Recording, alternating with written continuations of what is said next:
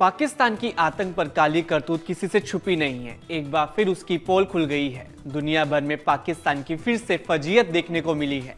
दुनिया को नहीं भूला पाकिस्तान का आतंक कनेक्शन। FATF ने फिर से चिंता जताते हुए कहा कि भरोसा करने का वक्त अभी नहीं है। जी हाँ, दुनिया भर में टेरर फंडिंग और मनी लॉन्ड्रिंग पर नजर रखने और रिपोर्ट देने वाली संस्था फाइनेंशियल एक्शन टास्क फोर्स ने यानी कि FATF ने रिपोर्ट जारी की है, जिसमें उसने पाकिस्तान को लताड़ लगाई है। FATF ने पाकिस्तान को चेताते हुए कहा कि अक्टूबर 2022 में ग्रे लिस्ट से हटाए जाने का मतलब ये नहीं कि वह मनी लॉन्ड्रिंग और टेरर फंडिंग को लेकर पूरी तरह से सुरक्षित हो गया है। फ्रांस में FATF अध्यक्ष ने जोर देकर कहा कि पाकिस्तान समेत सभी देशों को अपराधों को रोकने और उन्हें टालने के लिए लगातार काम करते रहना चाहिए।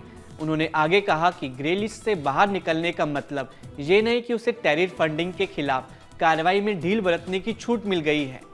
FATF ने अपनी ताज़ा बैठक में पाकिस्तान को चेतावनी दी कि उसे मनी लॉन्ड्रिंग और टेरर फंडिंग रोकने के लिए अपनी प्रतिबद्धताओं को लगातार पूरा करना होगा। मालूम हो कि पाकिस्तान को जून 2018 में FATF की ग्रे लिस्ट में डाला गया था। इसके बाद उसने कई सुधार किए और अक्टूबर 2022 में इसे सूची से बाहर आ गया था।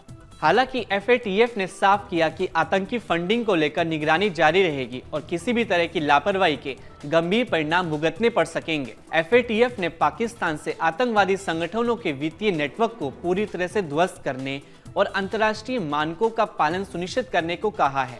FATF की यह चेतावनी ऐसे समय आई है जब पाकिस्तान पर आतंकवादी समूहों को वित्तीय सहायता रोकने में विफलता के आरोप लगते रहे हैं। हाल ही में पाकिस्तान के आतंकी संगठन जैश-ए-मोहम्मद ने ई-वॉलेट्स के जरिए फंड इकट्ठा करना शुरू किया है। जानकारी के मुताबिक ईजी पैसा और सदापे जैसे डिजिटल वॉलेट्स का इस्तेमाल मसूद अजहर और उसके परिवार के खातों में पैसा जमा करने के लिए किया जाता रहा है। FATF के मुताबिक आतंकी अब अपने परिवार के सदस्यों का सहारा लेते हैं। वे महिलाओं के नाम पर अकाउंट बनाते हैं ताकि एक अकाउंट में ज़्यादा पैसा न जमा हो और बड़ी रकम धीरे धीरे इकट्ठी करके आतंकियों के नए कैंप बनाने में इस्तेमाल किया जा सके। FATF ने चेताया कि आतंकी संगठन अक्सर खुद को धार्मिक या शैक्षणिक संस्थाएं बताकर धन इकट्ठा कर रहे हैं, जिसका उद्देश्य है कि वो निगरानी से बचकर अपनी गतिविधियों को जारी रख सके। FATF की प्रेसिडेंट ने कहा कि पहले भी कई रिपोर्ट्स में ये जानकारी मिली थी कि आतंकवादी ई-वॉलेट का इस्तेमाल कर रहे हैं। उन्होंने कहा कि पाकिस्तान को ग्रे लिस्ट से बाहर करने के बाद भी उसकी गतिविधियों पर नजर रखी जा रही है। पाकिस्तान सीधे FATF का सदस्य नहीं है, बल्कि एशिया पैसिफिक ग्रुप का सदस्य है, इसलिए उसी के जरिए फॉलोअप किया जाता है।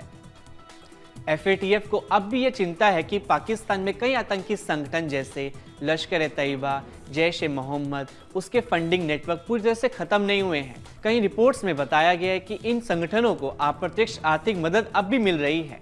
इसलिए FATF ने कहा कि पाकिस्तान को सुधारों को जमीन पर लागू करना होगा, सिर्फ कागजों पर नहीं। इसके अलावा संस्था ने ईरान, उत्तर कोरिया, म्यांमार को ब्लैक लिस्ट में बरकरार रखा है।